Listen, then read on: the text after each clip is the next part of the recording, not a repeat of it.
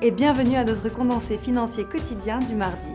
Je m'appelle Sophie et voici ce qu'il se passe sur les marchés aujourd'hui.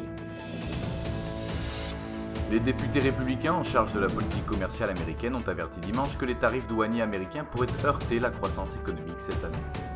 Le dollar canadien n'a pas réussi à capitaliser sur la position stricte de la Bank of Canada dans un contexte de guerre commerciale imminente. Les États-Unis pourraient imposer des tarifs douaniers sur les voitures et le CPI local pourrait changer. Les plus gros traders de pétrole ont accusé de lourdes pertes après que le brut léger a subi une réduction de prix doublée. La paire livre-dollar a exécuté une correction mineure, gagnant 0,3% sur la dernière session, le SSI montre un ratio vendeur-acheteur de 1,1. La paire dollar-yen a perdu 0,1% sur la dernière session, nous voyons un ratio vendeur-acheteur de 4,3 d'après le SSI. Le cours du pétrole brut a exécuté une correction mineure, gagnant 0,4% sur la dernière session, le SSI montre un ratio vendeur-acheteur de 1,1. Le cours de l'or a perdu 0,4% sur la dernière session, le SSI reste très élevé à 7,7 acheteurs pour un vendeur.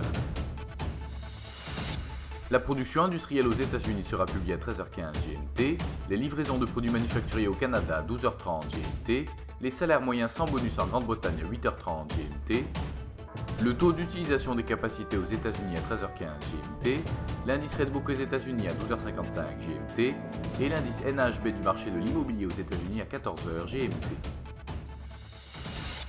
Nous espérons que vous avez apprécié nos perspectives marchés de ce mardi. Nous vous souhaitons de la part de toute l'équipe une journée productive sur les marchés.